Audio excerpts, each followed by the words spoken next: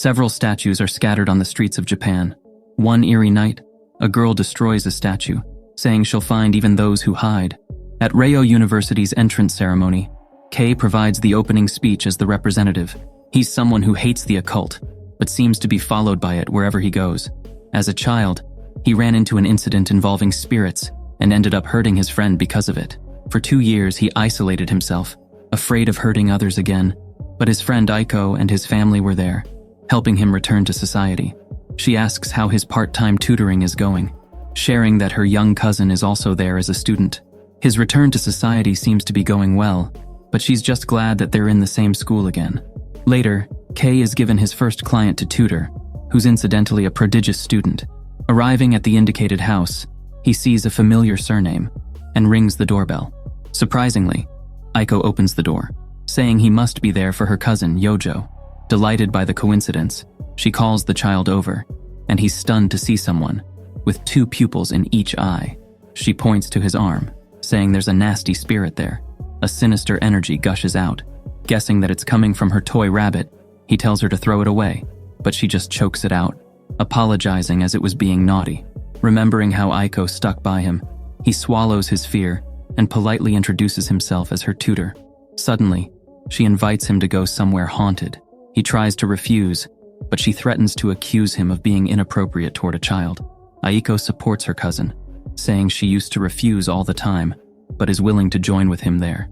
Even from far away, their destination sends chills down his spine, but Yojo insists that it'll be fine and forces her cousin to go faster. They arrive at a regular-looking phone booth that's supposedly haunted by a hostess, whose life was taken by spiteful customers. Filled with hatred, she haunts those who enter the phone booth or call its number. Hearing this, he's shocked to find Yojo idling inside, but saying she can't see anything. However, Kei's chill is definitely real. The cousins stubbornly try to call the phone, powering through all his attempts to stop it. Worried that something will happen to them, he calls it himself. A woman answers and tells him to hurry there. As red handprints cover the booth, Yojo tosses her toy rabbit inside and closes the booth. It suddenly bursts apart, and the 3 hurriedly drive away. Looking back, the girl says the spirit was exorcised. At home, Kei tells them to never return there and proceeds to the tutoring session. She shares that she clearly sees ghosts and is very fond of them. Recalling how the spirit earlier immediately responded to him, despite ignoring her, she asks how often he attracts spirits. Told that it happens 100% of the time, she excitedly asks to see his abilities, but is flatly rejected. Later, Aiko asks Kei to be patient with Yojo, as she lost both her parents about 2 years ago. She's likely been visiting haunted places, hoping to find her mother. While the doctor never found the reason for her double pupils, it actually allows her to see both the normal scenery and the dark one. While seeing the countless spirits littering the streets, her mother suddenly suggested that they go to an amusement park. On the way home from the delightful day, Yojo saw a dark energy coming from the corner, right before a truck driver sped around it and rammed into their car. After the accident, she became much smarter and for the first time saw the ghosts clearly. With this, she's certain that she saw her mother being taken away by a terrible spirit. She vowed to find her soul and bring it to peace, but she never saw it again. The next day, Yojo pressures him into another expedition and hands over a Jizo statue to protect him from bad things. Surprisingly, they're back at the phone booth. The girl wants to see the ghost in person, as she was physically blocked after calling too often. Kei is suddenly dragged into the booth, and the spirit strangles him with the phone cord, pushing past the defenses of the Jizo statue. Taking things into her own hands, Yojo pries the door open to retrieve the statue, and swings it down to destroy the entire payphone. Taking Kei's hand, she promises to always protect him, regardless of how many spirits he attracts.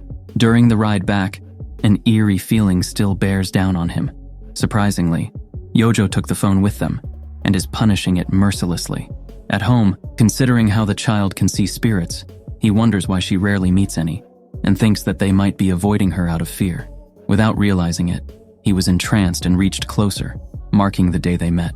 In Yojo's room, the phone booth ghost is torn apart by the other spirits there. After finishing their tutoring session, the child invites Kei to visit more haunted spots. Fortunately, he's able to get out of it, reasoning that he has an exorcism to attend. Immensely intrigued, she clung to him, acting cute but actually forcing him to let her join. With this, the trio is driving together once more. Yojo asks if he always gets an exorcism, so he explains how he's gotten one regularly, ever since the spirit incident he experienced. The shrine they're headed to now is where his priest grandmother resides. The drive continues, and they pass through the expressways, stopping by service areas along the way. Eventually reaching their destination, Kay is immediately doused in alcohol and scolded by his grandmother. Gesturing to Yojo, she questions why he'd bring such a terrible being there and accuses her of destroying 5 Jizzo statues. The child says she destroyed 7, indicating that she can see more than the old woman. Kay barely stops his grandmother from driving her away, insisting that he's responsible for her as his student. Convinced, she warns her against hurting the boy and calls them to proceed with the exorcism. Yojo then explains that she destroyed the statues, hoping to find the evil spirit that took her mother. Lying on the table for the procedure, Kay is asked about his health habits, consistently teaching him how to conquer his spirit attraction.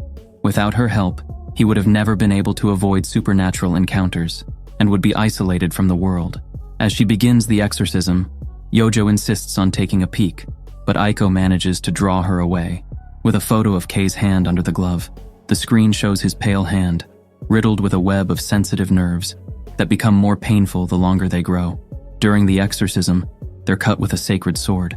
After the procedure, the cousins bring some snacks, and Yojo notices how small the boy's hand has become. As Kay heads to the bathroom, the girls see the tray of severed nerves, which have accumulated like white hair. Despite the priest's warning, the child asks to take some, expressing her fondness for the occult. As such, the old woman tells a story about how their shrine performs memorial services for dolls. Various people offer them, and the most dangerous ones are locked in the treasury basement. On his way back, Kay sees a doll on the floor and suddenly gets the urge to take it to the treasury. Continuing her story, the grandmother says that anyone who enters will have their bodies possessed by the souls in the dolls. Unshaken, Yojo confirms the most dangerous doll's appearance and says she'll head to the treasury, as she can see the boy being pulled in by that very doll.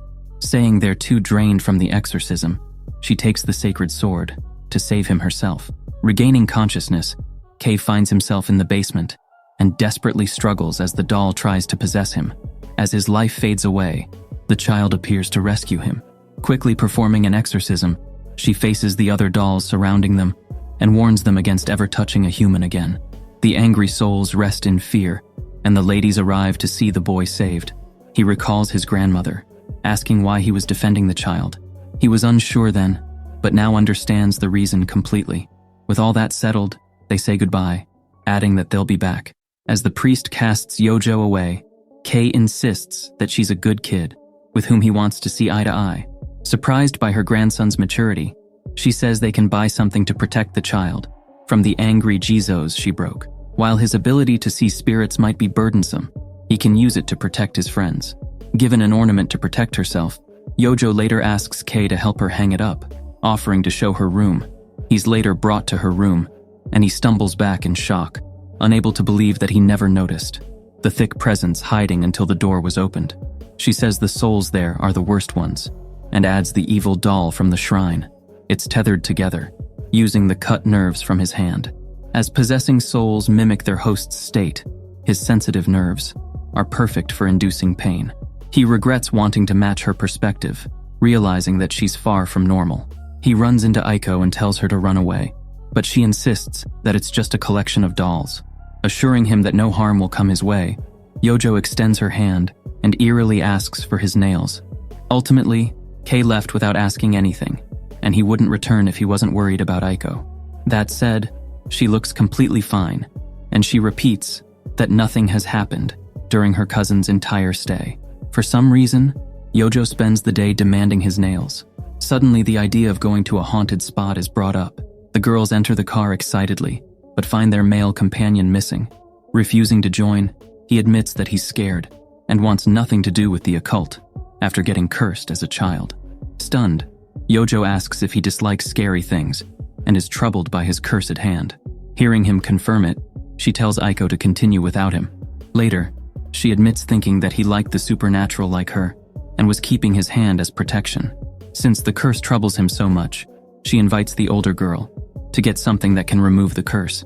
After all, Kay is important to her. They head to an abandoned temple, dedicated to miscarried babies. Rumors say there are ghosts of the unborn, and a goddess has become a vengeful spirit. Arriving later, Yojo tells Aiko to stay in the car, knowing the situation is that bad. She's instructed to call for help if the child doesn't return in an hour. Before reaching the shrine, she encountered thrice the usual amount of spirits, but continued forward nonetheless. The vengeful Kishimojin was a goddess that ate children. When the Buddha taught her how it felt to lose a child, she turned into a guardian who protected them. However, she turned malignant, as the spirits of the unborn followed her around. Yojo is ready for a fight, but they seem to be stronger than expected, and she's quickly overpowered. As an hour passes, Aiko rushes to find help.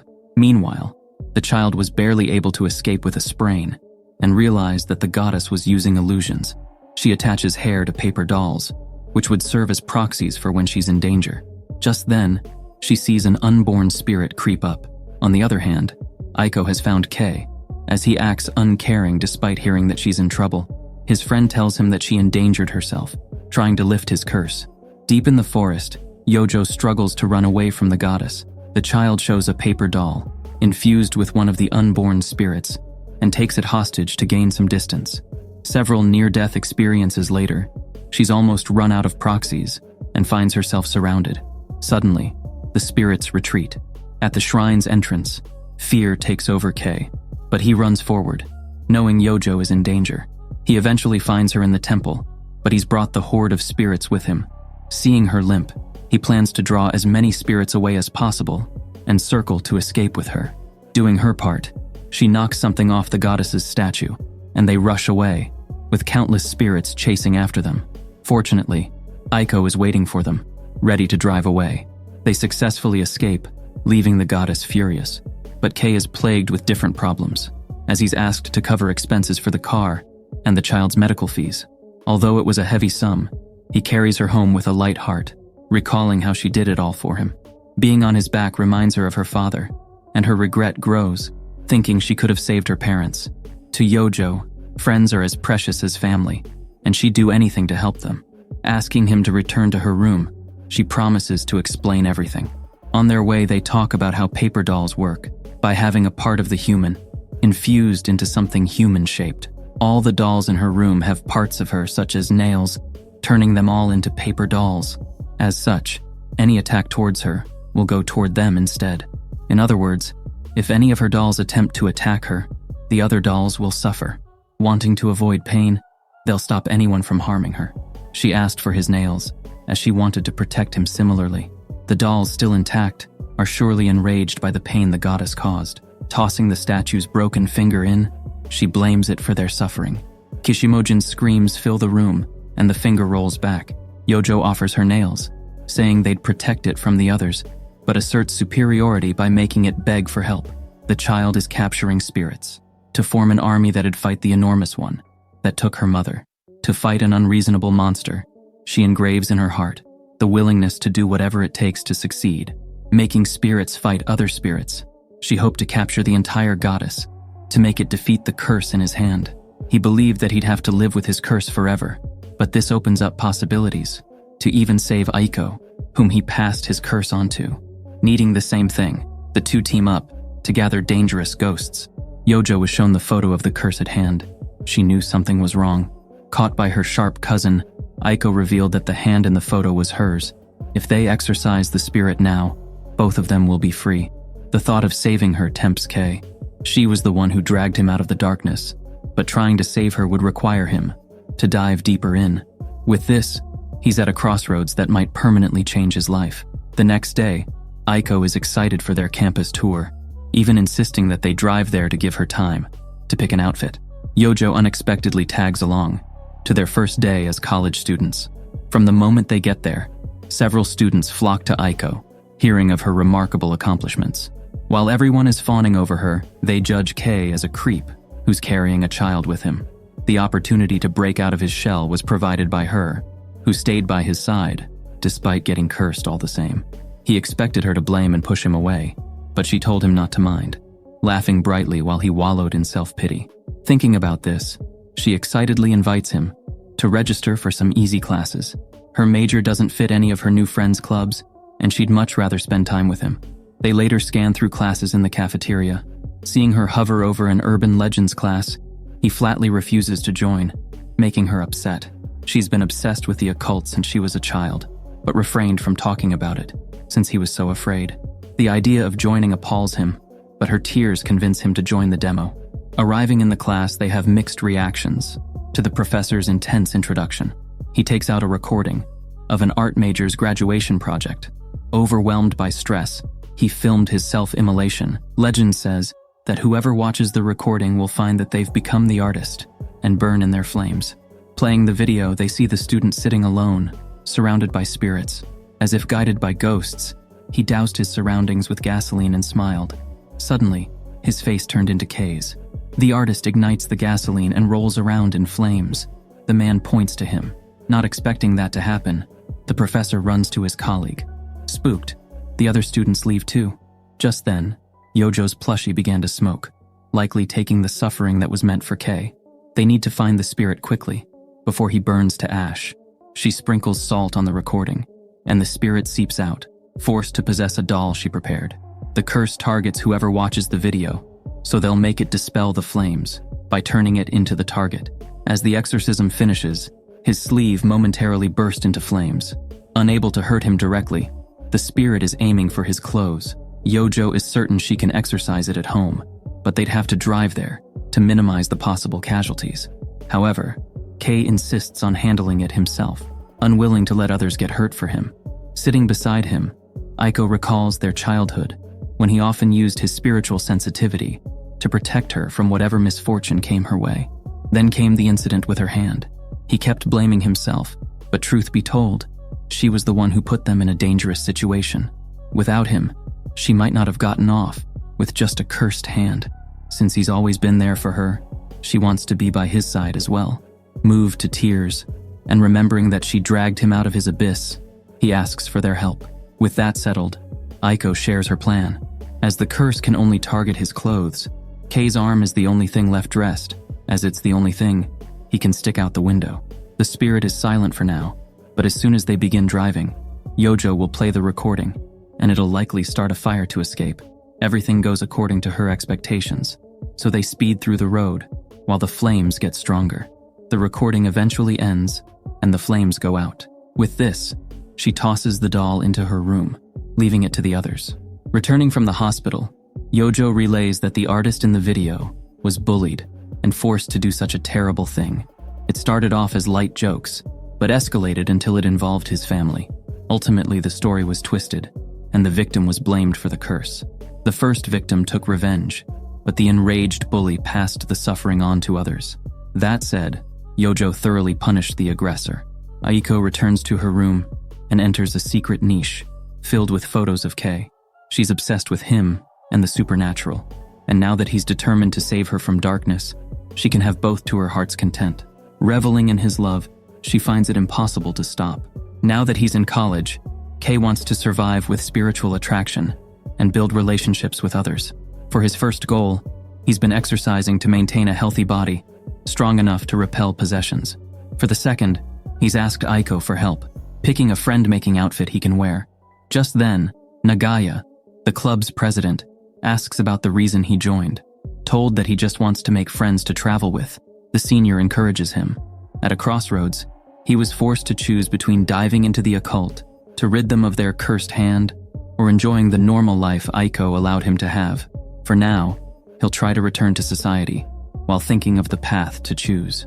That said, his friend spies on him through the glasses she bought, but quickly closes her tablet as Yojo enters the room. Asked about her tears, the girl gushes on about how her friend is growing well, but dashes forward as she sees her cousin tinkering with her tablet.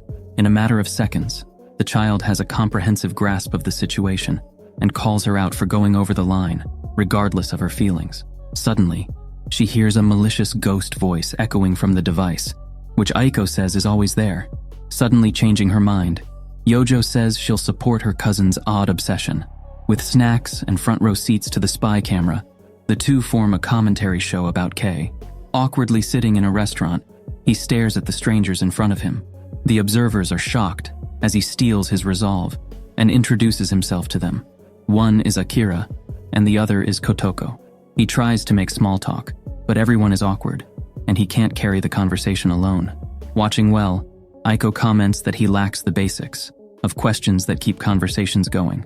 Fortunately, Nagaya comes to his rescue, noticing his bashful nature and inviting him to an after-party.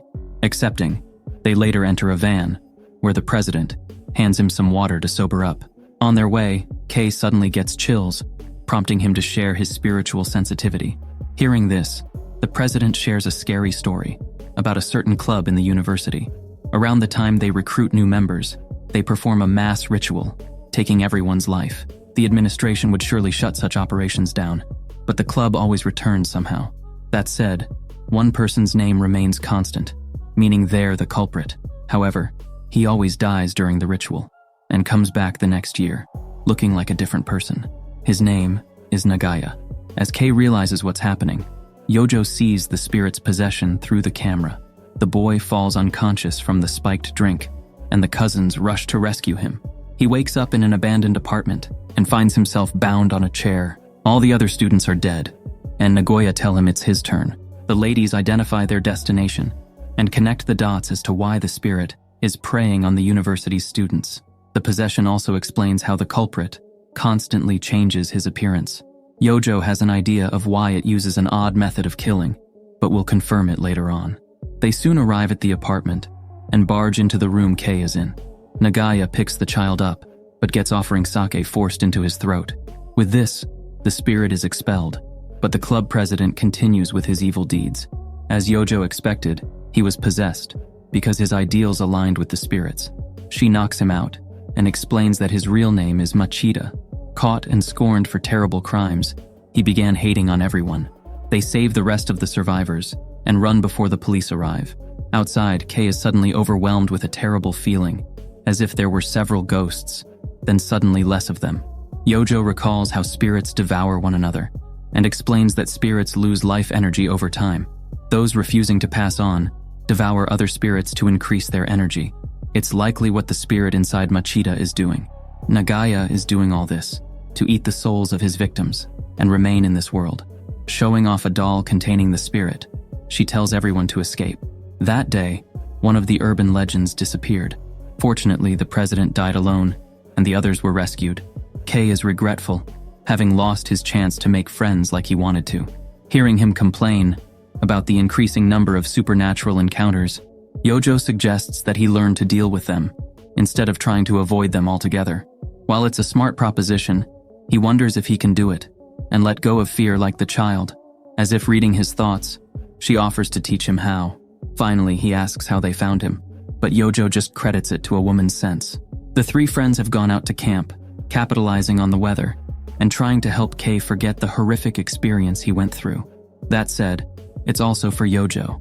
As someone living in a relative's house, it might be difficult for her to express her wants. After making fun of their male companion, they proceed to complete most of their preparations. Later, Kei invites his precious student to fish, but it doesn't go as well as they hoped. Passing the boring time, she asks if he's decided on the matter of gathering ghosts. Saying he hasn't, he admits that he fears getting cursed again, or getting others caught in his misfortune. As he hints at discouraging her, she suddenly challenges him to a fishing match, saying he has to stop nagging if she wins. They battled for a long time, but none caught any fish in the end. Fortunately, they return to camp and find a beautiful meat platter, prepared by Aiko. At night, he asks if she wants to be free of her curse, but is surprised to hear that she doesn't mind either way. Inviting him to walk, she suddenly goes on about the difference between studying and learning, and how the latter gains knowledge from the unknown. Similarly, she'd like to learn about the supernatural. She's been researching for a long time, wondering if the supernatural can be explained scientifically. Moreover, she's been looking for a way to cure them both. That said, there's something she'd like to learn, even before understanding the supernatural. Facing Kei, she says she's most curious about him. Moved, he makes up his mind and decides to join Yojo in her mission to eventually dispel their curse, and declares her importance to him. With this, he takes her hand and promises to stay by her side. Suddenly, she sees a spirit jumping off the bridge and asks Kei if he feels anything from there. Saying he doesn't, the two return to camp, leaving her confused. While sleeping, wet footsteps creep up to the tents and appear beside Aiko. She insists on going to the bridge, but is brought inside. Unable to see anything inside her, Yojo says she's being called, and they can't easily transfer the spirit into a paper doll. The child suggests letting her go to lead the way, as finding the spirit is the only way to save her. Seeing the target, they proceed with the plan, forcing it out of the bridge and into another doll that the boy places in a bag of salt. However, Aiko continues to walk to the edge. As Kei runs to save her, Yojo belatedly realizes that it's a group of spirits, after the boy from the very beginning. They're pushed over the edge, but they're fortunately prepared by tying him to a strong rope. Meanwhile, the child captures one of the spirits, leaving 8 more. Earlier, she admitted how difficult it is for her at night, as her supernatural sense is tied to her sight. Relying on his senses, they anticipated facing a group, making Yojo worry, as a number advantage often decides the victor. While walking to the shore, a chill runs down Kei's spine as he sees the spirits in the river. He tries to pull Aiko to safety, but she's been possessed, and they drag him into the water, barely leaving an opening to let him breathe. However, his friend uses this opening to pour a spirit into his body. Acting quick, he drinks offering sake to spit the spirit out and aims right at a prepared doll. Accumulating numbers, they begin turning the tides of battle, with Yojo quickly capturing the distracted spirits. However, their numbers grow to regain the advantage. Lining the dolls of the captured spirits up, she threatens to torment them all and suggests that they surrender before she does. With this, all 10 are captured in an instant and point to the one possessing the girl. Knowing they're lying, Yojo attacks the real culprit's doll as punishment, asserting dominance. As it rages from the pain, she uses her powerful spirit to perform the exorcism. Later, Aiko wakes up without a memory of what happened, but is told that it's better for her to forget. Right before dawn, Kei finds her by the river. Taking his hand, she thanks him for always protecting her and professes her love as the sun rises. Doing the same, he swears to always keep her safe. Later, he tells Yojo of his decision to join her, as it's the best way to return to society, as a clean man. Listening in secret, Aiko recalls how long it took to bring everything together and relishes the success of catching her beloved friend. With his decision to join, Yojo welcomes Kei to the other side. That said, he asks about the group of spirits they encountered, already afraid.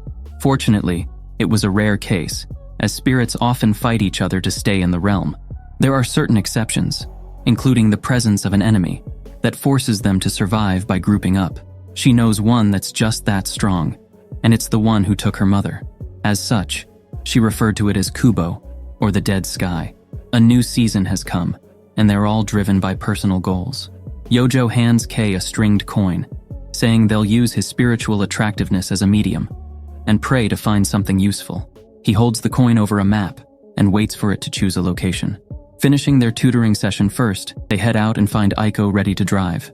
With this, they speed off to a new adventure. Initially, he was against his friend joining them, but he can't back out of their promise to stay together. What's more, he's entirely unsure if they're officially dating, considering what transpired while camping. Surprisingly, she went straight into the topic, as he rang their doorbell earlier. With this, he was pressured into personally labeling their relationship, and slightly realized how scary she could be. Sensing his anxiety, Yojo says there's no need to worry, as long as she's around. They finally arrive at S-Tunnel, a famous haunted spot, considered to be the scariest in the city. That said, the stories are mostly sightings of various ghosts, specifically those of women. While he's terrified, the two girls excitedly venture in with a camera. They continue moving, when someone suddenly holds Kei's hand. He mistakenly thinks that it's his girlfriend, but is shocked to find her far away. Yojo moves immediately, but it's too fast for her to catch. She suggests going out and driving in with the car, ignoring the boy's apprehension. Now they'll see what happens inside a vehicle. They stop in the middle of the tunnel, waiting for something to happen, and even considering various factors that may affect the appearance. As nothing happens, Aiko begins to doubt its existence, but Yojo is certain that she feels something. Just then, Kei sees a woman's body, looking like she was run over. Disappearing quickly, they decide to back up and check. However, the two grown-ups are shocked to find the spirit on the windshield. As usual, Yojo takes the lead and runs it over. Considering this reaction, She deduces that it can't enter the car unless they invite it inside. To their shock, she opens the door to let it in. Easily transferring it into a doll, they head back home, but Kay can't shake his bad feeling. Suddenly, he senses a woman beside him. The boy is brought home, but with him comes the ghost. It spends the rest of the night with him, who's unsuspecting, and is relieved that the day wasn't so bad. Lying in bed, the spirit's long hair drags him up the ceiling. Meanwhile, Yojo realizes that they've been tricked into capturing a random ghost. Acknowledging its cunningness, they head back to the boy and tell his mother that they mistakenly swapped phones. Before entering his room, they check on the spirit's location and are glad that they did, as Yojo was able to defend herself from a surprise attack, seeing through the enemy's illusion. Readying a doll, she crawls up the spirit's body and yanks thick locks of its hair out. She uses them to entangle its neck and slam her down, bearing down and tormenting it. She demands that Kay be released. It quickly obliges, but is shocked to feel the child's tightening grip, punishing her for trying to take someone's life. The next day, the boy is completely unaware of what happened and thinks that it was all a bad dream. He screams in surprise as they tell him that it was very real and show him the doll containing the evil spirit. It makes him feel like a hindrance more than an ally. That said, Yojo assures him of his usefulness, as the number of spirits she has caught since meeting him has exponentially increased. While on the same team, they just have different positions and roles to fulfill. As it so happens, he's doing great at his. As he heads out later at night, Yojo asks to see Kay's backpack and sighs in exasperation as they find the tunnel spirit's doll there, planning to tag along. She takes it back into the house, bidding him goodnight. Suddenly, he receives a call from the tutoring agency and is told that he has a new student. Kay meets his new student for the first time and sees an over-the-top and clumsy girl. As she constantly comes close, he notices her eyes and the elaborate pattern covering them. Overwhelmed by her personality, he wonders if he can keep the student. She finally introduces herself as Airy and stares at his donuts intently. Seeing an opportunity, he offers a wager involving their food and who pays in the end. Although she excitedly accepts, it doesn't take long for her to get all the questions wrong and lose the opportunity to eat anything. It's an unorthodox method, but he sees why she needs personal tutoring. Annoyed and hungry, she incessantly rings the bell to order something else, but the waitress trips and douses her with water. Noticing something, he asks if her shoulders have ever felt heavy or if she's recently experienced sleep paralysis. Acknowledging her surprise, he points to the puddle of spilled water where footsteps show. Moreover, he's felt a non-threatening presence since the moment they met. Realizing that he can see them, she begs for help, but is suddenly filled with doubt as he denies being a psychic. She seems to attract misfortune and feels that ghosts following her cause them. Recalling how she tripped when they met, she says she felt something hold her leg. Adding on, she shares how she had an older brother whom she loved. However, he was caught in her misfortune and died an abrupt death. Since that day, she's certain that he refused to pass on and is protecting her from other spirits. To let him relax and pass on, she has to be strong, despite her fear of ghosts. The reason she hired a tutor was to show him good grades as well. Feeling sorry, he introduces her to Yojo. Eri doubts the child at first, but quickly opens up as she makes a precise illustration of what she wants to happen. Taking a closer look, she sees two ghosts accompanying the girl. She prepares a necromancy ritual to peacefully capture nearby spirits. As a reaction shows, the child announces one successful capture. Delighted, Eri regards her as her senior among Kay's students. Later, Yojo tells them to return if anything weird happens again. Just in case, she takes a strand of the girl's hair, and he hastily explains that it's meant to protect her. They part ways for now, and Eri's eyes have lost their elaborate pattern. In her room, Yojo prepares a doll for a ritual. Meanwhile, Kay dreams of the ghost they caught. It's telling him to take care of the girl, as her dead brother is the real problem. Right before hearing who he is, he wakes up to a call from his student, telling him that Eri is in danger. Speeding through the night, the pair arrives at the girl's apartment, and Yojo immediately scales the wall to her room. There, Eri is experiencing sleep paralysis and opens her eyes to see her brother, gripping her neck tight. Fortunately, the damage transfers itself to the paper doll.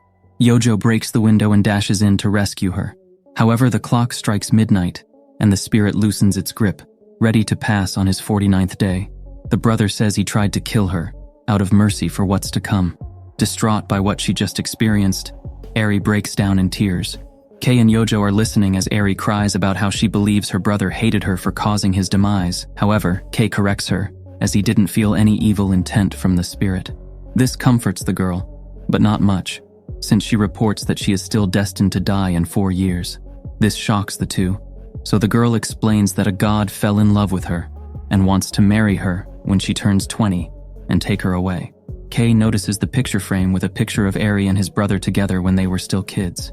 However, he is disturbed to see a giant hand gripping the two in the picture, and he realizes that the spirit he saw when he was sleeping is in the background.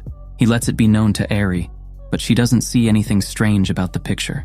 Yojo looks closely, and she reports that it's the same spirit they caught earlier in the day. They then notice that Eri doesn't have her signature stars on the pupils of her eyes. The star in her eyes reappears, making Yojo think it means something bad happened. She reports that the stars in her eyes means the spirit has branded her. Lights suddenly turn off, and while Eri can't see it, the room becomes filled with spirits. Yojo tells her that the mark of the god is luring in the spirits, and it will only be a matter of time until the dangerous ones come. This news makes Eri panic. She tells them that she has only lived in the apartment for 2 months, and that she's not sensitive to supernatural activities. Her brother has been the only ghost she's seen so far, and she is usually in sleep paralysis whenever she sees him. Yojo says they need to get Eri out of her apartment, and she is calling Aiko as she speaks. Kei sees that her message can be misinterpreted to mean that he is currently hanging out with a girl alone, so the boy is annoyed. Aiko is so worried that she appears in the apartment the moment the message has been sent. She's glancing at Kei, giving the boy chills. He knows what the woman is trying to convey, so he immediately introduces Aiko to Eri as his girlfriend. They go back to business, as Yojo explains the situation that spirits are gathering in the apartment, so they need to leave. She secretly text messages Aiko, explaining the situation of Eri's brother, and requesting that they let Eri stay in their house. Kei excuses himself to go to the bathroom. However, a ghost of a man with long hair and creepy eyes appears before the boy in the hall, freezing him up. The boy pretends not to see the creepy man and passes right through him to go to the bathroom. He sits down on the toilet, quivering from what just happened. He pulls himself together and washes his hands. However, the spirit appears again, grabbing something in his head. He realizes that he's reaching inside to touch his brainstem. He finds relief that Yojo's doll is protecting him. He gets out of the bathroom and goes back to the bedroom to tell the others they need to hurry out. They go to the elevator and close the automatic doors, only to see the evil spirit's reflection on it. They are frozen, as they see that the evil spirit appears on every floor as the elevator moves down.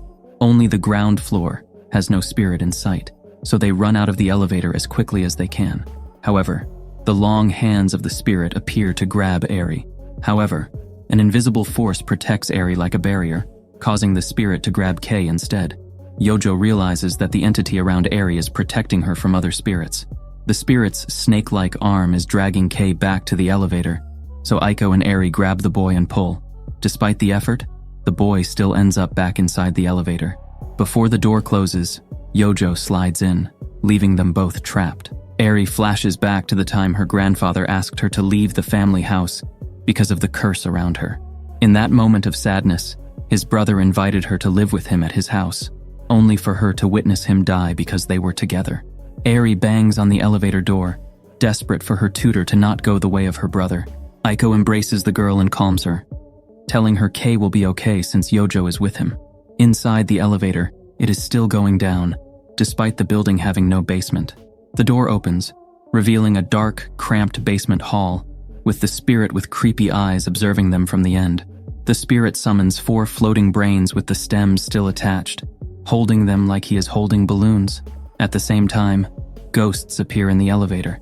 As the evil spirit scratches the brainstems, so do the 4 ghosts feel agony. The evil gesture is for the 2 to come to him, so one ghost girl tries to push Kei and begs for them to follow what he wants. With the touch, Kei sees the memory of the girl when she was still alive, being pushed out of the elevator by another ghost victim, trapping her in the basement to be in the hands of the evil spirit with creepy eyes. Kei realizes that they shouldn't be pushed out of the elevator. He tells Yojo that the women are the evil spirit's victims, and that the enemy is forcing them to serve him. Yojo tells him that he has a spirit within her alien plushie that can fight the enemy and weaken him enough for them to use the elevator. She offers the plushie, with a black rope attached to it, to Kay. The moment she hands him the doll, she gets out of the elevator to charge at the enemy. Kay panics that she got out, but chooses to trust her and back her up. Yojo runs circles around the spirit, and it turns out she is actually surrounding him with her black rope. Kay pulls with the alien plushie, causing the spirit to fall as the rope tightens at his feet. Yojo tells the spirit that her rope is excellent for catching spirits. The evil is crawling away.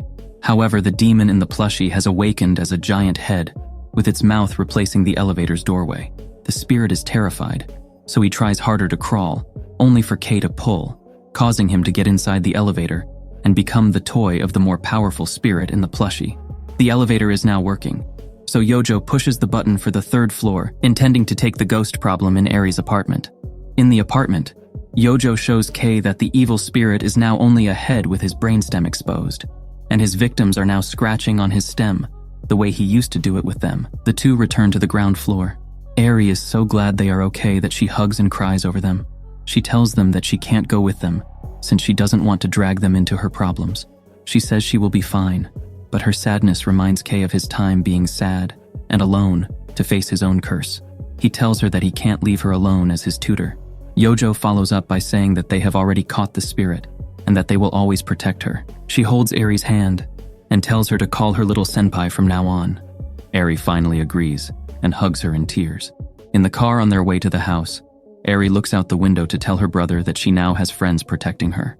She tells Kay beside her that she will do everything in her power to find out what her brother's reason was for attacking her.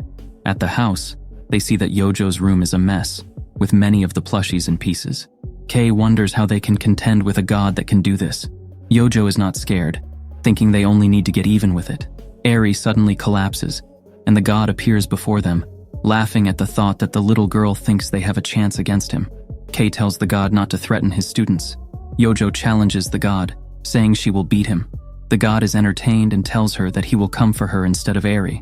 Yojo doesn't back down, as she promises she will protect everyone. The god possesses Aries' body, and he tells them there is nothing they can do to stop him. He disappears, returning Aries to her sleeping self. Yojo knows something is coming and pulls the others out of her room. She tells them that the god upset the power balance within the room, so the spirits will now devour each other until only the strongest emerge. They hear the sound of savage beasts attacking each other from within the room, and then quiet. Yojo opens the door to see that the only plushie that remains is the head of a bear, and she calls the spirit a graduate. Kay's phone suddenly rings, and he is confused that Yojo is calling him when she is right beside him. The little girl tells him not to pick it up, or else he will be in danger. This makes the boy ignore the call right away. Aiko is making her way up to them, wondering why Yojo is calling her. The two want to warn her not to answer, but the door to Yojo's room suddenly locks them in by itself. Meanwhile, Aiko is on the other side, still wondering if she should answer her phone. Kay is shouting at her not to pick it up, but she can't hear him. Yojo quickly ties up the bear plushie, wraps it up in a plastic bag, and then ties it up again. She puts the bag in a backpack, puts chains on it, and finishes with a padlock. Aiko is about to press the call answer button, only for the room door to finally open, and Kay stops her hand at the last second. Yojo tells them that there are spirits in her collection that are too powerful to leave in her room, and that they call them graduates. The next day, the group finishes cleaning up Aries' apartment by putting a pattern of ropes that Yojo says will guide the spirits in and out. She then gives everyone papers with symbols on them, and they tape them in the parts of the apartment they can lead the spirits into. They all put the symbols in different locations, causing passing spirits to be too scared upon seeing his fate. They then go to Aries' bedroom to clean up all the mess the spirits left. Aries suddenly sees the time and realizes she needs to leave fast to catch her brother's funeral service. The group goes to the train station to say goodbye to Aries as she leaves for her hometown in Kyoto. The group is so tired from cleaning up AI's apartment that they return home exhausted. Yojo tells them that they were lucky the god delayed their fight since she had nothing that could counter the being. She explains that now that they don't have the hundreds of spirits to protect them, they need to gather even more powerful spirits to counter the god. Once they take the god down, he will help them take down the specter of death that took her mother, as well as save Aries from her fate as the god's betrothed.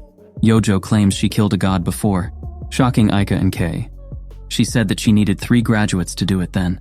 Since it would be harder to capture a god than kill it, they need to capture 6 graduates, at least, to succeed now, not including the graduate they captured last night. She has a roster of 3 graduates. She also recalls that she has a transcendent Jizzo who is stronger than her other graduates. The mission now is to gather all 5 graduates and take them on their grand tour of haunted Japan, capturing every spirit in their path until they eventually find the 6th graduate. She has put together a map of haunted spots with the baddest spirits around Japan. She declares that once they capture the dangerous spirits in every location, they will crush the god and the specter of death. Her plan scares Kei but makes Aiko excited. The young man feels like he has no choice and agrees with the plan. Now that everything is settled, Kei wants to start Yojo's lesson, making the little girl feel down. This reminds Aiko that she is also behind with her homework, and she leaves for the library. As the study session gets done, Yojo asks her tutor if they can go for a ride. Kei takes her on a bike ride under the sunset. They talk about how they can't believe they started a fight with a god. Yojo appreciates how Kei was trying to protect her when they were in front of the divine being, since she doesn't feel alone anymore in her quest to fight the specter of death. She says he has made her happy, touching the young man's heart. The boy realizes that she asked him for a bike ride so she could tell him how much she appreciated him. He says that since he owes her one, they can go anywhere she wants to go. He leaves to regret it, since she wants them to go to the spot on her map. She doesn't know if it's a triple-class S-ranked haunted location. The moment they get to the entrance of Castle H ruins, they can feel from the tense feeling of the atmosphere that it is an S-ranked location. Yojo is thrilled to go in, unlike the poor young man. Yojo tells Kei that S-ranked haunted locations mean the spirit within them can either trap a victim in the place forever, or give the victim a curse that follows them forever. Just being at the Castle H ruins puts Kei in a cold sweat, with the pressure in the air making him feel like he's inhaling water. He tells himself it's okay, since he has survived everything that they've gone through so far. As they explore the place, Yojo thinks that the spirit might be powerful, but might be harmless, since all the stories never mention anyone dying. As they are about to trek to the waterfalls, a scary old lady appears and tells them she will be their guide. Yojo lends Kei her phone so he can review the stories about the location as they follow her. He finds that one story tells of an old lady being spotted at night. Yojo remains calm, seeing as at least they have someone to follow in the right direction now. The old lady tells them that in the late 1500s, the castle was attacked. That night, the garrison of thousands of men rushed out to fight the invading forces, leaving only non-combatants within the castle walls. Those inside were not allowed to surrender. The women were eliminated. Her story only makes Kei all the more nervous, but Yojo is not deterred. Determined to do everything she can to get to the specter of death, the little girl gives a doll to the young man, just in case the spirit comes at them. She also shows that she has the chained-up graduate in her bag, as well as that she is wearing the finger of Kishimojin they got from an adventure before. A hand then appears from behind Kei and reaches for his head. He feels someone behind him, and he looks back to see nothing. The moment the old lady takes her next step forward, the young man also hears footsteps coming from behind. He still follows her, not knowing if what he hears is just his imagination. Kei grabs Yojo's hand, but she feels like something is off with him. Unbeknownst to her, she is holding the hand of the old lady. Meanwhile, the real Kei realizes no one is with him anymore. He hears something approaching from behind him and doesn't know what to do. He runs, thinking that Yojo might be in trouble. Meanwhile, Yojo is still walking with the other Kei. He is smiling, making the little girl think he's acting strange. She falls to the ground, and she doesn't understand what just happened. The old lady sees Kishimojin's finger attached to her hand, and she thinks it looks delicious. Kei is still running as fast as he can. He stops sensing a presence hiding in the trees. He suddenly realizes that there are many spirits of samurais and servant women around him. He wants to run, but his body won't move as a spirit is trying to take over his body. He sees a vision of him on the shallow part of a red river. As the spirits of women climb his body, he snaps out of it. Not knowing what he just saw, he senses something is on his neck. He checks with his phone camera and realizes that a wound has appeared on his neck. The doll Yojo gave him also fell to the ground and is now broken into two. He gets even more scared as his phone camera shows him that dozens of ghostly hands are trying to touch his neck and face. He screams and runs frantically, shouting for Yojo. He sees Yojo in front of him, but the little girl runs off. Not looking at his surroundings, he falls from a slope. The body of Yojo suddenly appears in front of him, dead. He breaks down and tries to wake the poor girl up. He looks behind him and sees that he is already in front of the waterfalls. The reflection of the water shows women merging into one floating head, threatening Kay that he will be trapped in the place forever, as a dome appears to cover the entire location. The young man goes to his knees, crying at the realization that he is cursed and that Yojo is now gone. Elsewhere, the old lady reaches out for Kishimogen's finger, only for Yojo to jam it on her right eye, putting her in pain. She doesn't understand since the girl should still be unconscious, only to realize that the finger is moving on its own. Suddenly, Yojo hears Kay screaming for her, waking up the little girl. The old lady tries to run away, but Yojo whips her repeatedly with her black rope until she disappears. Meanwhile, Kay is still on his knees, traumatized that Yojo is gone. The body of his student suddenly becomes demonic and grabs onto him. While he doesn't like what's happening, he is relieved that it means Yojo is still alive somewhere else. He looks up and sees that a supernatural string is controlling the body from the dome in the sky. He also sees that there are countless skeletons wearing modern clothes enveloping the dome, and that they must be the remnants of the people who came into the location looking for ghosts. He grows scared, realizing he will end up just like them.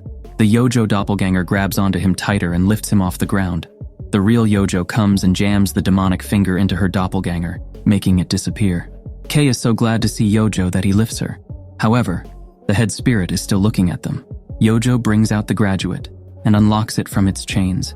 The grinning spirit of the high priest of evil tongue emerges from the bare plushy head.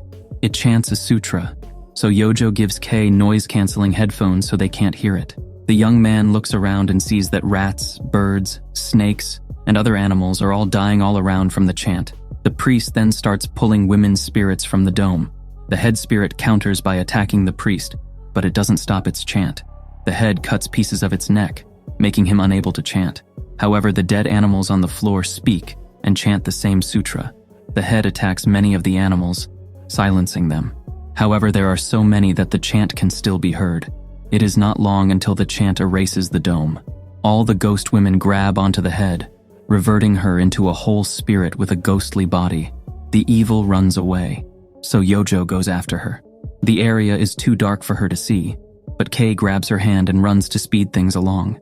He uses his supernatural senses to get a hang of where the spirit is, until they finally catch up to it. However, the spirit itself chants the sutra, and she is unable to stop herself. She goes down on her knees, believing it's the end for her. Yojo asks her if she wants to disappear or remain in one of her plushies. She is reluctant, but Yojo gets her prize. Just as they think that it's all over, Kay starts chanting the sutra. Yojo quickly grabs his mouth and presses her demonic finger into his throat, making him unable to speak. She also makes a spiritual attack on his consciousness, so the bare head plushie will recognize Kay through his nails and make the high priest unconscious. It works, but Yojo is still not letting go of his throat. She thinks they have 20 seconds to seal the monk before he gets affected by the sutra's effect to drag them to the underworld. She removes their earphones, grabs her black rope in her bag, and leaves, sealing the doll for Kay. The bear's head lights up again and starts chanting. Kay starts tying up the head. It's still not done chanting. Just before the 20-second mark ends, Kay puts on the padlock, stopping the chant. Yojo lets go of Kay's mouth and tells them they would have been doomed if he were a second late. Yojo notices that there is a supernatural string still attached to the plushie she trapped the spirit in. She follows the string, leading them to the waterfalls. She puts her hands into the water, pulling out a wooden box with a talisman on it. They open it, revealing a mummified corpse hand. The evil spirit reappears. However, Yojo cuts the string leading to the mummified hand, returning the spirit to her human consciousness. She tells the two that the mummified hand was forcing her to be filled with anger and hatred. Yojo concludes that she is not an evil spirit, and the hand just turned her into one. The spirit says she divided her soul all so that the gentle people of the castle wouldn't be forgotten. Yojo elaborates that all the souls that went to the underworld will just disappear, and the main spirit just became weaker in the process. Not wanting her weak, Yojo tears up the paper sealing the old lady and the ghostly hand. While the hand returns to the main body, the old lady runs away, screaming. Yojo realizes that the old lady is another wandering spirit, and that she will pass on soon. She puts her attention back on the mummified hand, and thinks that someone who knows about the spirit must have placed it in the waterfalls on purpose. Kei starts digging a hole for the plushie, sealing the spirit to its final resting place. Yojo tells him that hearing his voice calling out to her and helping her find the spirit saved them both. He returns the favor by thanking her for saving his life. He tells her it has been extra scary this time around. This leads the girl to ask if it means he doesn't want to gather ghosts anymore. He replies that losing her made him realize how much he treasures her. He still wants to join her in the hunt to make sure he will never lose her. His response touches her heart, putting her in silence. As the man finishes burying the plushie, Yojo holds onto his hand and tells him to never forget the sensation. As the two are about to exit the ruin area, the spirit reappears to them. While she can never forgive Yojo for hurting them, she is also thankful she saved her, so she gives her bandages that will be the medium to call her whenever the little girl needs her. Returning home, Aiko is disappointed that they didn't let her come with them. To apologize, Yojo offers to take her to a place even scarier. She announces that their next location is the old F tunnel in O City. While Aiko is excited, Kei is sweating because it's another S-ranked spot. It turns out Yojo brought home the mummified hand, panicking Aiko and especially Kei, who thinks they just committed some kind of grave robbery. They all decide that the best thing to do with it is to find its new home while doing their tour through Japan's haunted spots. Kei tells his girlfriend that he was so scared about the last mission that it is tempting him to call the whole thing off. However, Aiko intimately tells him that he secretly loves the thrill. The creepy side of Aiko tells him while embracing him to embrace this part of him. Kei is frozen stiff, disturbed that she is probably right about him. On their car ride to the tunnel, Yojo tells the others they need to stop over somewhere first to pick up one of her graduates, just in case they need backup when things go rogue. She points at the GPS, showing that they need to go to the bank of the T River in O City, and says the location is extremely important since spiritual energy flows down there, keeping the graduate from weakening. She elaborates that the graduate is extremely dangerous as the spirit of a man who fought during the war. He is hard to take down and is cursed to wander the world for all eternity. She promised to help the spirit pass on in exchange for his help now and then. Despite the deal, he cannot stop the countless souls of his enemies still clinging to him from coming out. So, they need to put an extra seal on him once they get there to stop the soldiers from leaking out. They stop over at a convenience store to pick up bottled water. They tie it on their necks, as Yojo explains that the spirits of the soldiers are all still desperate for water. If they have water on them, the soldiers will leave them alone. They arrive at the parking lot near the T River, and they cross through the field. There they come across a creepy mannequin with strange circular marks all over its body and a bag over its head where the plushie sealing the graduate is. The TV on its feet suddenly powers up by itself, showing footage of a soldier in a trench, declaring he is the breakwater of the Pacific. Spirits of injured soldiers suddenly come out, struggling to go near the trio. One soldier passes through Kei's body and possesses him, making him so uncontrollably thirsty that he grabs the water bottle attached to his neck. He sees a vision of the war, where many soldiers are dying one by one in the chaos. They end up limping and crawling on the battlefield, desperate for water, as the breakwater of the Pacific tries to slay them one by one, no matter how countless they are. Kei wakes up from his trance, realizing he drank up all the water from the bottle. Invisible hands cling to him, making him fall to the ground. As it continues, the plushie Yojo has with her explodes from the stomach. This makes the young man realize that the marks all over the mannequin are teeth marks, and the soldiers are biting at him to get a drink. As the biting on his body continues, the plushie continues to explode like popcorn. Yojo takes action by throwing salt around Kei. However, it does not stop all the soldiers from going after him. Aiko deduces that if they put the extra seal on the graduate, the soldiers might stop. She runs towards the mannequin and removes the bag over it, revealing the chained-up graduate plushie. She grabs the plushie, making all the soldiers focus on her. She tosses her water bottle, luring the soldiers away from her, all while she runs to give the plushie to Yojo. She throws the plushie to Kei. Yojo gives him a net made of black rope and catches the graduate plushie with it, wrapping it in it. With the graduate's power sealed, all the soldiers disappear, and the TV powers off. Aiko and Kei are so relieved that they drop to the ground. Later, they stop over at a shop, where Aiko grabs a drink from a vending machine. On her way back to the car, she sees a vague figure of a man in a window reflection. Scared, she wonders if she just imagined it since she is still tense from retrieving the graduate. She smiles at the sensation of her heart pounding, loving the fear she's experiencing. She returns to the car, all fired up to go to the old F tunnel. The trio arrives at a tunnel entrance. Yojo checks the GPS to tell the others they are now in front of the new F tunnel, and that the old F tunnel is just by its side. The one that is not on the map is the old F tunnel. Kay senses terrible vibes from the old F tunnel, as if the air is heavy around him. Yojo declares that their mission tonight is to catch the graduate-level ghost, and that they should focus on exploring the old tunnel based on Kay's intuitions. Aiko wants to catch up on the stories about the old tunnel and pulls out her phone. She accidentally drops the phone under the car seat, so Kay looks down, seeing a creature with glowing eyes beside the phone. He realizes it's the doll of the S-tunnel ghost. Yojo grabs it, and they realize that it must have escaped her room when every spirit was being devoured by the high priest. She gives that plushie to Aiko, while giving Kay the defensive alien plushie, as well as the bandages the Castle H spirit gave them. Before they go inside the old tunnel, Aiko checks the stories about it regarding an intruder in a nearby tea house who eliminated a family using an axe.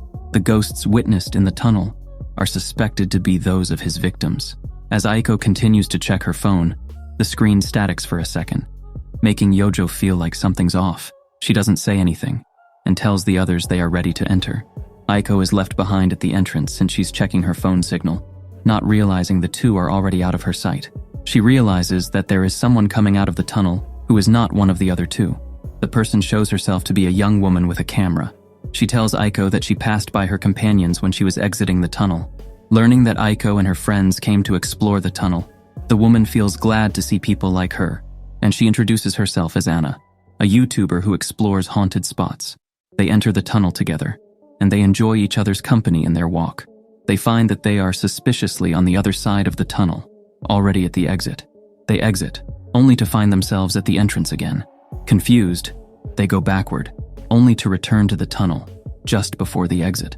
Aiko tries exiting alone. While Anna sees that she is outside the exit, Aiko's perspective is that she is at the entrance. She grows scared, thinking that they can't get out of this loop. They look at the ground and see human organs. They try to ignore it, focusing, instead of retracing their steps and going back to the entrance to get out of the loop. Unfortunately, it still leads them to the exit. They check, and they see that there are more organs now on the ground. They run outside the exit, finding themselves again at the entrance. Meanwhile, Yojo and Kay are still walking the tunnel, suspiciously with Aiko behind them. Yojo makes Kay realize that dark energy is coming out of Aiko, but they are not revealing to the doppelganger that they've noticed. Yojo reveals to him that Aiko looked like a deformed spirit even before entering the tunnel, and that she was just playing cool so the spirit behind them wouldn't run away and miss their chance to rescue the real Aiko. Meanwhile, Aiko and Anna are still walking in the tunnel. The YouTuber is so scared that she is holding tightly onto Aiko's hand. She starts telling the story of the spirit of the tunnel and how it's rumored to cut them into pieces. As they walk close to the exit again, Aiko sees that the organs on the ground are now a complete digestive system. She grows scared, realizing that the girl beside her is not who she seems. Aiko is suddenly transported in front of a wall with an iron door, and she's in the old F tunnel. A huge spirit with an axe comes out of the door, so she runs. She finds herself in front of the same dead end. The giant spirit is getting nearer, leaving her scared. The spirit, once disguised as Anna, reappears to grab her in place, so that the axe spirit can attack her freely. Meanwhile, the plushie Kay is holding just broke its legs, and they realize that Aiko is in trouble. Suddenly, the Aiko doppelganger attacks the young man, so Yojo counters by stabbing it with her demonic finger. The fallen spirit justifies that since she didn't get away from the axe wielder when she was trying to let her friend Anna escape, then the two should also share their fate. Yojo seals her away in a paper talisman in the middle of her raging rant, and she demands that the spirit guide them to Aiko. Elsewhere, Aiko is so scared of the axe spirit that she has fallen to the ground. The spirit in the plushie she's holding breaks out, causing it to clash with the axe wielder. Unfortunately, the axe wielder is the victor, putting Aiko in danger. As she is just behind the steel door, the spirit victim, lying within its shadow, pulls her in. Kay and Yojo arrive just in time in the old F tunnel to see her get pulled into the darkness. The axe spirits see them and gesture at them to follow him into the door. Determined to rescue Aiko, the two enter. The two find the tunnel to be dark and flooded. Kay sees that the plushie in his hand has its eyes being squished by an invisible force. It turns out it's because the axe spirit is right behind him, trying to squish his eyes out. They run, only to find a victim spirit struggling to see without eyes. The axe wielder reappears to pull the tied victim towards him and lets her walk like a dog on a leash. Yojo explains that the axe wielder is telling them that they will have the same fate. They get a move on with the evil spirit chasing them. They find Aiko tied up and gagged. They look at the tunnel walls and see that the countless faces of the evil's victims are attached and still living. The axe wielder suddenly appears from above and attacks the young man, and so the plushie in his hand gets torn apart. Yojo frees Aiko, and Kei carries her on his back since she can't move her legs. One spirit victim grabs onto Kei's leg to stop him from exiting, but Aiko throws salt at her, and the spirit lets go out of pain. With them all out of the tunnel, Yojo releases one of her graduates. It is the undying soldier known as the imprisoned martyr. The martyr summons an eye pattern covering a large area, and anyone who is in it experiences the suffering the soldier had while in the war, causing the axe wielder to be weakened. As the battle between spirits continues, Yojo video calls Aiko's phone, and they put it on the ground as they run away so they can observe what's happening from a safe distance. The axe wielder strengthens itself to end the martyr, but the soldier only heals up again. This leads him to make the symbol on the ground bigger, weakening the axe wielder even more. The axe wielder eats the soldier whole. However, the soldier only pops out of his belly. This leads the martyr to unleash a bomb that makes his area even bigger. Meanwhile, the trio are still running away. The symbol on the ground is so big now that it's catching up to them. Kei throws Aiko for Yojo to catch, so she won't be within its area. However, the young man gets caught in the area, draining the nutrients in his body so that he looks like he's skin and bones. The axe wielder is so weak now that he is lying on the ground, suffering. The axe wielder asks the martyr to kill him. The martyr puts a bomb in his mouth, leading them to be caught in a huge explosion. The group goes back, and Yojo offers the dying axe wielder to be her servant and puts himself in her plushie to survive. He chooses to live, so he gets sucked into the plushie. It turns out Yojo has put nails all over the doll, leaving the axe wielder trapped in suffering. Yojo then goes into the tunnel again and comes out minutes later with 2 sets of paper talismans. One set houses the pure victims to be released in a temple, while the other set, tied up in rope and vibrating, houses the victims who willingly joined the axe wielder to cause suffering to be put in her room. Just as they are about to start the car powers up by itself. The spirit of Anna climbs out of Aiko's body, angry that they all came out alive when she went through pain. She moves the car forward, intending to let them crash. Yojo sprinkles the spirit with salt, putting the spirit unconscious and stopping the car. The little girl seals her away in a paper talisman and gives the paper to Aiko for her to decide its fate. On their way home, they first go to the temple to drop off the pure victims. By the next morning, Aiko is on the couch, in deep thought about what happened last night. This is the first time she felt like her life was in danger, making her feel reckless for treating their adventures as just fun and games until now. She feels too traumatized. She stands up, wanting to go for a walk. Yojo holds her hand and asks to come with her. She joins her as they go for a train ride. Yojo tells her that she doesn't need to force herself if she finds that their adventures are too scary for her. This leads Aiko to think about how Yojo ended up in her care after her parents died. They bonded so easily, eventually treating each other as family. She thinks about how she is tagging along with her and Kei, and how she needs to pull her weight more. Back at the house, Kei is still lying on his bed, thinking about what Aiko must be feeling after the tunnel. He texts Aiko, asking if she's okay. The girl's eyes are sad, not knowing how to reply. Aiko and Yojo go to Taira no Masakado's grave, one of the most famous haunted places. Yojo asks why she came to the grave. Aiko explains that back in middle school, she and Aiko went on a trip to see the Imperial Palace. At the time, they were about to cross a street, only for Kei's head to hurt as they were within walking distance of Masakado's grave. Aiko realized at that moment that the grave was a dangerous place. It's now the first place that pops into her head every time she thinks of scary places. She tested herself and walked to the grave now, realizing that if she couldn't, she would stop coming to explore haunts. Since she didn't stop and got only more excited the more they reached the grave, she now knows she still has the thrill in her. She promises Yojo that she will continue going to haunted places with her. Going back home, Aiko is relieved to know where she stands now, and she is excited for tomorrow's haunted location. She looks at her laptop, researching how containing a spirit in a medium works. She learns that if one puts slime over a humanoid-shaped mold, the spirit contained within the mold will still hold despite the slime taking damage. She puts Anna's paper seal into the humanoid mold, drenched in slime. This causes the paper to vibrate as if the soul is in pain. She seals the slime mold in a box tied up with black rope. She declares with a creepy smile that she and Anna will be friends forever. Later, she tells Yojo that she wants to buy a cheap abandoned house so they can keep the graduates there for easy access. She justifies that, since the house is already known to be creepy, no one will ever come there. Yojo gets excited, and they go through the internet to find properties nearby. They find a spot, which Yojo declares is perfect. They drive to the house, which looks old and barren. The owner is glad to get rid of the place he only inherited from his dad. Many of the people who came in contact with the house got cursed, leading to many rumors about the location. Despite the owner warning them not to go inside, the two want to go in anyway.